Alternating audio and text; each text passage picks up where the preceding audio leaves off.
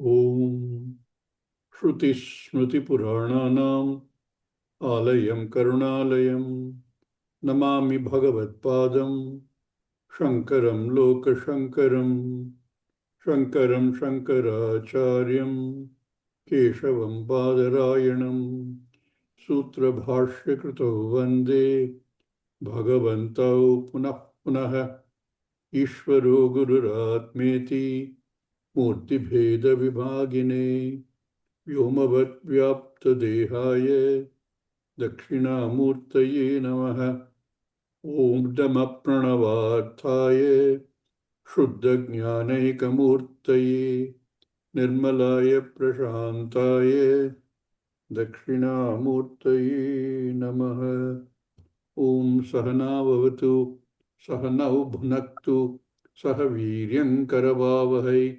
Tejasvinavaditamastu Ma Vidvishavahai. Om Shanti Shanti Shanti.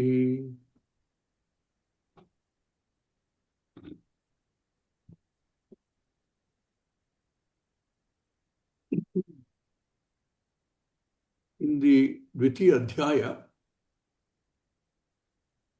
which is the real gist of all the Upadesha,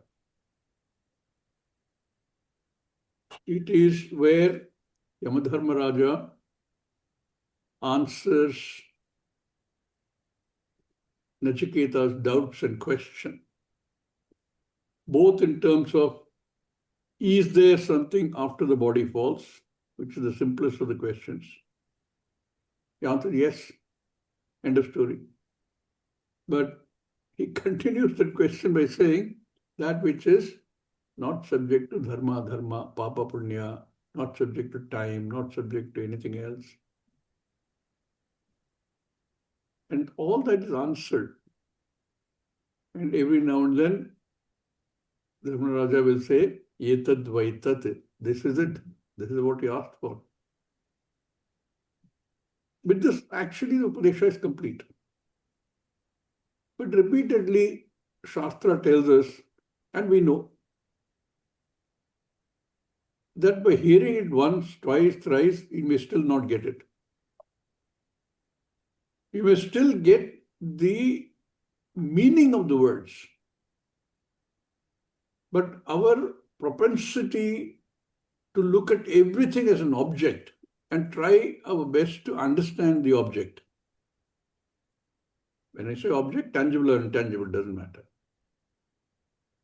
Very, very strong.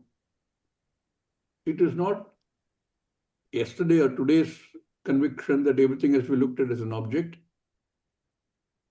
Not only this lifetime, God knows how many more lifetimes we have lived life looking at everything very as an object. But when you start looking at, say, okay, that's fine, I can understand the object. That object knowledge also has a lot of limitations. Firstly, that object knowledge can change. Science is a typical example. We know that the so-called scientific facts that we establish, on which our entire lifestyle is based, technology development is based, all the other discoveries and inventions in science are based, they themselves undergo change. Medical science is a classical example which all of us have experienced. You say something once today, and then a few years later you say, no, change that. This is not good for your body, change something else. Every scientific fact is like that. So any object knowledge is subject to change. Object knowledge can also disappear. Very important. Because object knowledge is based only on one's own capacity of the brain. It can disappear. If the brain function or the memory function disappears, object knowledge can disappear. Some of you might have seen people who get into dementia. Very knowledgeable people in a particular field. See what happens every day. Let us take a musician. A musician who has understood the intricacies of his music goes to sleep. All that knowledge is manifest. But when he wakes up, that knowledge is again available to him. It's manifest. But there are situations when he can actually completely lose it. So it is losable knowledge. A third problem with the material or object knowledge is you can never say on any one subject that I know everything. No, sir. You find scientists of a very high order, they understand this. They go deeper and deeper and deeper and deeper into one particular subject. And then each time they go one step deeper, they realize that there's so much more that they don't know. So this jnanam has no way of anybody to say, I know everything, even in this one particular field that I work on. But this jnanam that we are trying to understand, moksha jnanam, it is not an object knowledge. It is also not a subject knowledge in the sense that I am the subject which has all these body components, all the sense organs, and the brain understands something. That is also still something I understand as a subject. But when I say subject, in the sense that I know the field of botany, the I that who knows the field of botany is a subject, is also an object. What we are talking about is neither subject nor object. What we are talking about is that which makes the subject a subject in the Jagat and makes an object an object. That knowledge, which is neither knowledge nor ignorance, and nothing in between, but all of them are sustained by that jnapti, is what we are trying to understand.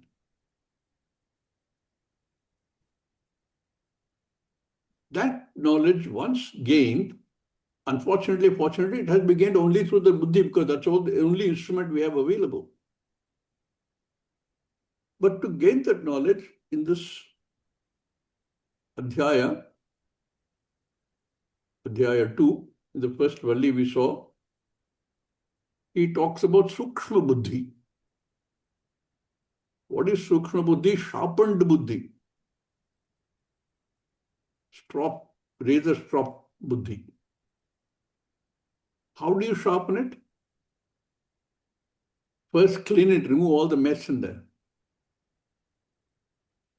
Then keep polishing, polishing, polishing till it comes to a state where it is now ready to gain that knowledge. Normal buddhi is not adequate.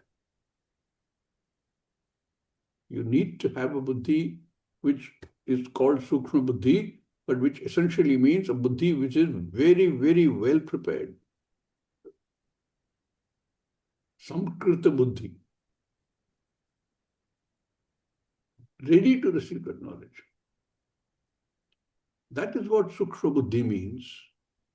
We use this word Sukshma often in this, sometimes without recognizing what we're using, sometimes maybe thinking about what we're saying when we say Sukshma Buddhi or Sukshma Sharira. But one has to really go into what is a Sukshma. On the surface, we say what is intangible. Something I can touch, feel, see, etc. is tangible, but something I can't is intangible. So in this chapter, there's a certain amount of emphasis on that as a point.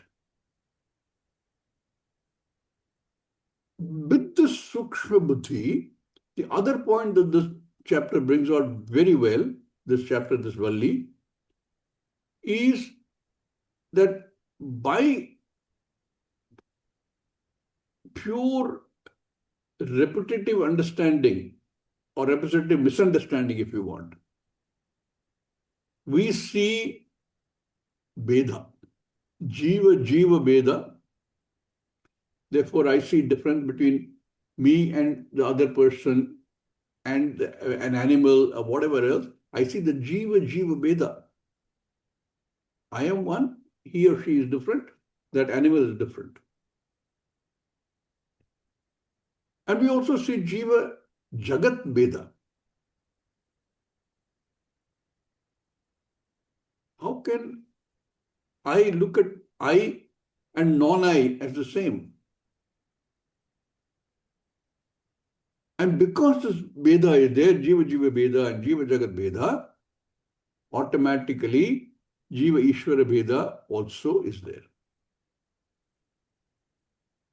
This differences we see, Shastra calls Nanatvam. And it is so entrenched in our buddhi that we see this Nanatvam despite all that we study about Aikyam. Therefore, we understand the Aikyam word meaning. But to understand is as that I is Ishvara, that I is the entire Jagat Karanam, that I is neither Karanam nor Karyam. Otherwise, our whole attitude is, I am Karya. And there's a Karanam on which I arose.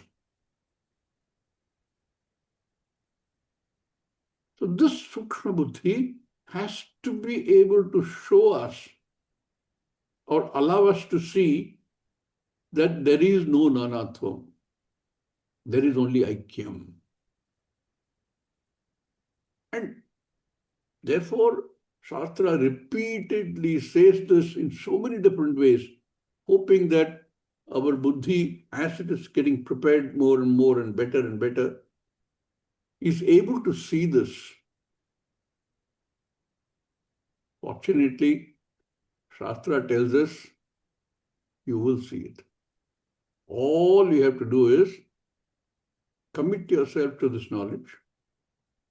All you have to do is submit yourself to the Shastra as a pramana.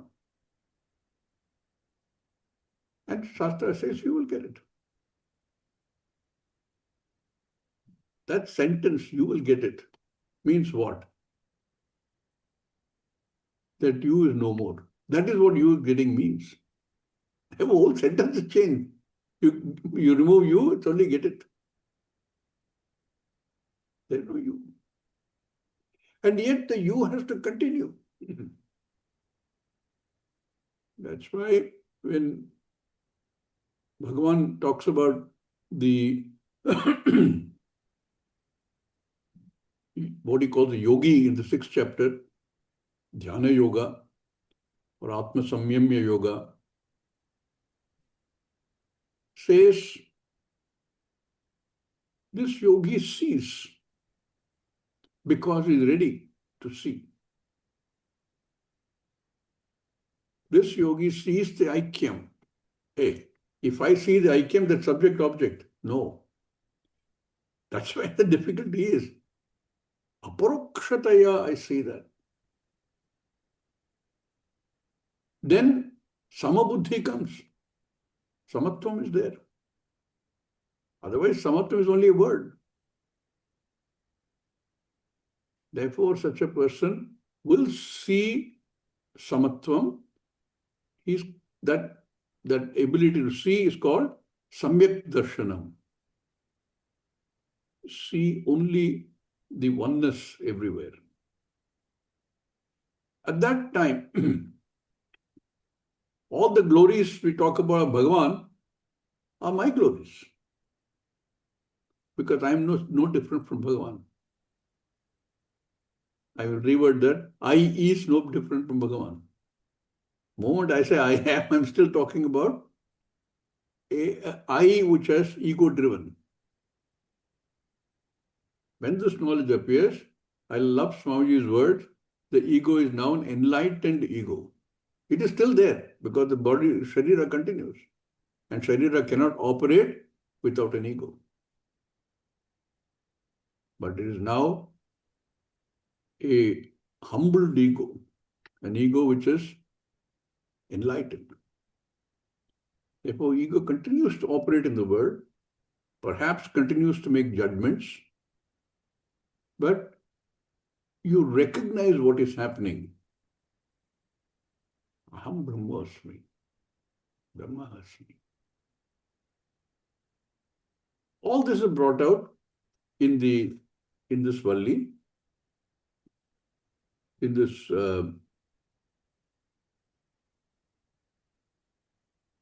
first Valli of the second Adhyaya, where the idea is to recognize the Nanatvam is only because of Upadhi, and the Upadhi varies and is Mithya.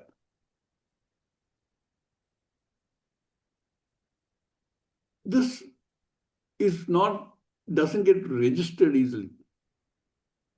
Despite a lot of Shravanam and Mananam, there is what is called Viparita Bhavana. And that is where we require the support of Shastra and the Guru. We require, before we can come to the state of understanding the grace of Ishvara, only that can help us remove all the obstructions and gain that sukshmatvam of the buddhi, cleansed through karma yoga, sharpened through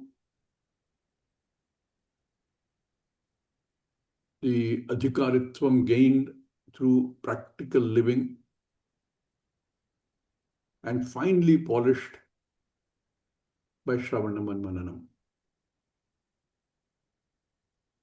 That brings us to the verses in this first Valli of the second chapter, which starts with a very nice mantra saying that all our senses, which are our data collecting agents, are external looking. They can only collect data of external objects. Very interesting. External to what? At that stage, we are talking about external to what I consider as I, which is the Sharira. Anything outside the Sharira. So all these senses are outward looking, go and collect data from outside. With our own capacity, we have enhanced this capability of these data collectors to get very fine details of data, very small, subtle data, very large data, everything, both in terms of time and distance. So we have huge telescopes, Webb telescopes to collect data from the cosmos. We have all kinds of electron microscopes and others to see deep into the atom. All that we've been able to do, but it is still all external. Paranchikhani. And they are all focused on the anatma. In one of the talks, somebody asked me, Swamiji, can I say therefore that the Rishi does the research inwards? There also, like I said, you can collect data from the anatma outside, but you can also collect data anatma inside. What is I? As long as I is restricted to my body, mind, sense complex, that I, which I use in a sentence like, I want to learn the truth, where the truth becomes object, and I, the subject, is still I, the Ahankara-based individual. I have to cross that also. And in crossing that, the very I which is doing the search, which is the sadhaka, the Ahankara of the sadhaka, that has to go. Because that is the knowledge. That is what Shastra is telling us. That has to go. How can it go? The body is still there, I've still operate. How can that go? Therefore, the subtle buddhi. So he starts with telling us, please recognize that these data collection agents cannot do what is required to gain this Atmajnana. Our start verse 1 and 2 is like that. The very lack of recognition that that is our problem is the problem for many of us. Because we depend on that for everything. We depend on these senses as a pramana. And if you depend on these as a pramana, there is no way you can get this knowledge. So what do I do? Shastra pramana. And that Shastra pramana and the guru, Shastra pramana always will mean Shastra plus guru, has to tell us that there is something to know. That there is a Purushartha beyond Artha, Kama, Dharma. All that is covered. Then the question that what is this? How do we know this? Shastra says, Chakshus Chakshu, Manasa Manaha. Because the senses cannot access it, and sense cannot accept it because that which creates, drives, sustains the senses is the Atma. How is it going to collect the data on the Atma? So once one recognizes the fact that there is an Atma behind all of these senses, then one can start examining where and how do I get that knowledge.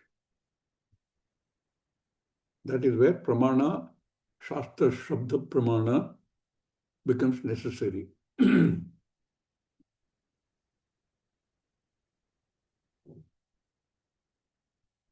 There are a lot of examples are given. Jagrat, Swapna, the Prapancha, all that we have seen. And in that process, this Valli brings a very beautiful concept into play. Where does Mithya stop? Where does Anatma stop? Everything outside the Sharira is Anatma. That's how we start. But I still have the Veda between I and Ishvara. What about Ishvara? What about all the Devatas? All the Devatas are like humans only. Exalted humans. More power, more knowledge. But Devatas are not all knowledge, all power. They are somewhere in the scale. The whole apparent creation starts with Prathamaja, Hiranyagarbha, and Virat and everything else, all the Samashti. But they still belong to the Jagat.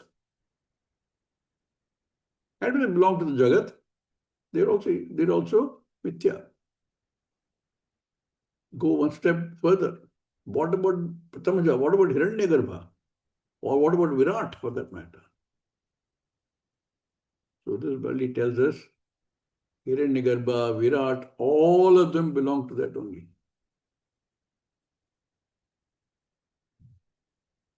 All, I think from verse 5 onwards, 5, 6, 7, 8, 9, 10, they're all saying the same thing. Recognize them. Recognize them, then you are the only one left. Or change it again, you is the only one left. And that is the entire Jagat Karana, including the Karanam for my own body and science, mind senses, which are all part of the same Jagat which are created. As though.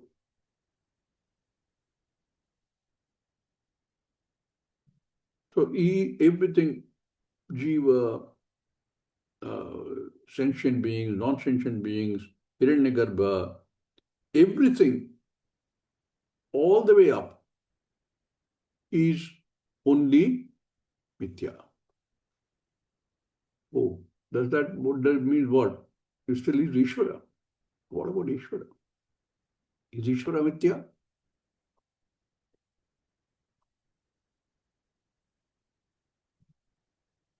Ishvara is Brahman. There is no difference. Then how did the word come about? What happens is, when we talk of Ishvara, Ishvara has Ishvaratvam properties. Sarva Shaktiman, Sarvajnaha. Just like we said, Devatas have certain higher level of knowledge than I do in particular fields. They have all knowledge in a particular field. Because they are the samashti, presiding deities of that field. Similarly, when we take all collectively samashti as Ishvara, that Ishvara has all knowledge, all power. That is the properties we have allotted to Ishvara. We've called Ishvara that. You can't separate it because Ishvara has Ishvaratam. How can you separate it? If you separate, physically you cannot separate. But if you understand this, that Ishvaratvam, the moment you add Ishvaratvam properties, you have to add it to something. What do you add it to? That Adhisthana to which we as though add these is Brahman. So Ishvara remains. But the idea of Ishvaratvam is Mithya. Jiva is the same. Jiva remains.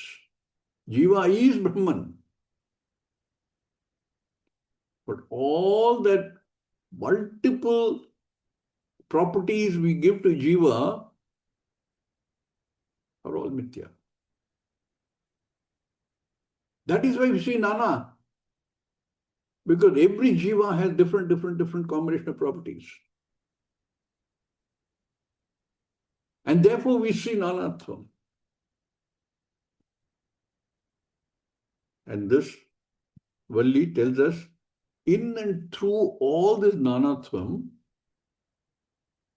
including the fact that I and non-I is also Nanatvam. In and through all of them, if one can see that Aikyam, that oneness, then I as a concept, I am disappears. I is left. Because isness is all there is. Our old example continues. You cannot separate gold from the gold ornaments. But what does one see? The buyer of the gold ornaments sees the Nanatvam. So when you pay for a chain 10-gram gold, made of 10-gram gold, and you paid X amount, you paid 100,000. Later you want to return it, you need the money. Go back to the same guy who sold it to you. He doesn't see the Nanatvam. He only sees gold. He says 10 grams of gold. I will give you 85,000. The perspective. He doesn't give you 100,000 because you only saw the nanatvam. He also saw the nanatvam and he sold it to you. Okay. But when he went to return it to him, because he need the money, he said, I don't see any nanatvam. I see only gold. And this knowledge of Aikyam, how do I get? I still am I. I still have the same constituents. Same Sharira, which is a assembled unit with lot of components in there. That component includes all the Sthula components and Shukshma components, including my Buddhi, which is the only instrument I have to understand this subtlety. So the Upanishad also says in this Valli, you can only know it through the mind, manasa eva.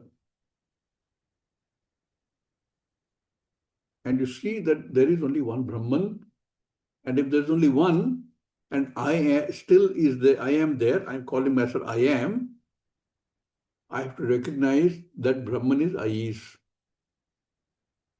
And that can be done only by the Buddhi. A Buddhi which has been thoroughly prepared.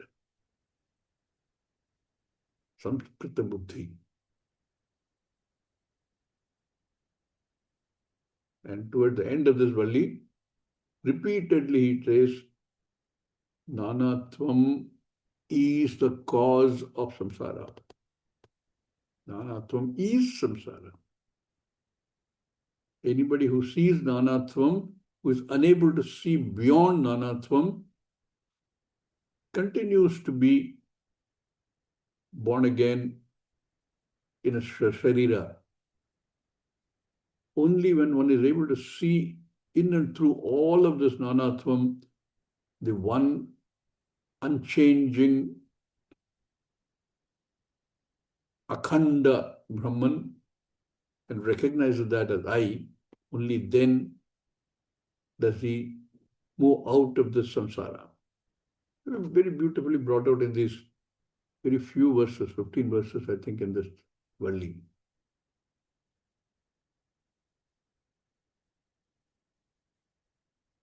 With this, the thing should be complete. Upadesha should be complete. But it is not. How many of us, having read in detail up to this Valli, can say, I have understood? You can never say I have understood, you know that. But how many can really get this aparokshataya? It doesn't happen. So the Upanishad continues, tries to use a different methodology, tries to use a different angle to show us. Say you start with the Sharira, you have a Sharira which is an assemblage, and no assemblage is created for the sake of the assemblage. You don't create a car for the car's sake. You don't, okay, no, car is inanimate, Swamiji. Okay, you don't create a robot for the robot's sake. A robot is an assemblage, but for somebody else's sake, for their benefit. And if you apply the same principle, this Sharira, which is an assemblage anyway, is also for somebody else's sake. Whose sake is that for? Not for the sake of the individual components or the assemblage itself. So this takes an angle from this perspective and talks about, look at this Sharira and try to understand who is the person for whom this assemblage is created.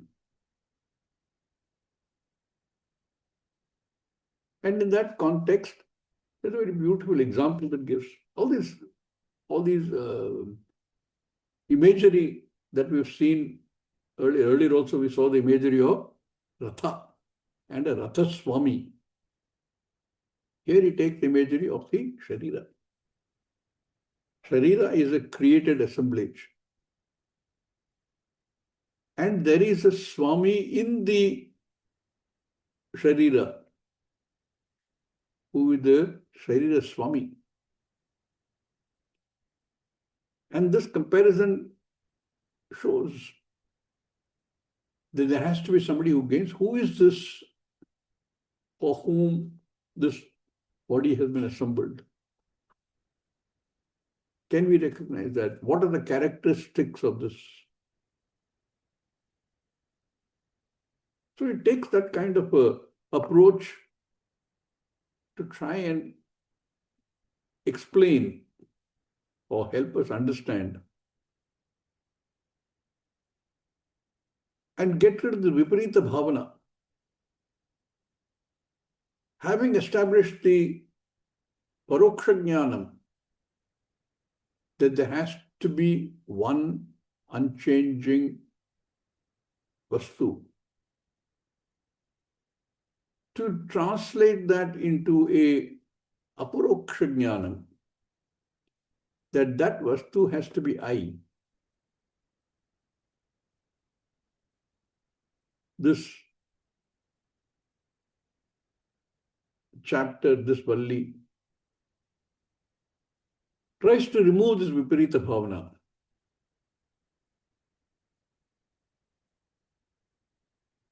How to understand that Brahman and I as two non-separate things. That is the subject of this Valli. I is, Brahman is, how do I understand the same? Everywhere it is the same. We've been seeing this in Advaita Makaranda. We're doing the same thing. How do we understand the Aikyam? We will look at this in some detail, the second Valli, and see how it presents the same Upadesha from a different angle, different perspective, to help us understand this, assimilate it, and accept the nature of I as Brahman. We will try and do that tomorrow. Om Purnamada Purnamidam Purnat Purnamudachyate Purnasya Purnamadaya Purnameva Vashishyate. Om Shanti Shanti Shanti. Harihi Om Sri Gurubhyo Namaha. Harihi Om. Thank you, everybody. Om Swamiji. Swamiji.